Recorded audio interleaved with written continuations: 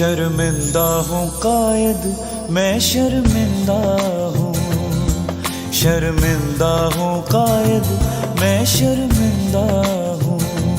इमरान खान और chief justice साहब और कुछ बंदे हो और दूसरी सवाल कर लो, ਤੁਹਾਡਾ बेड़ा गलत हो जाए और साढ़े बच्चे का ख्याल कर लो है और ਤੁਹਾਡਾ बेड़ा गलत हो जाए।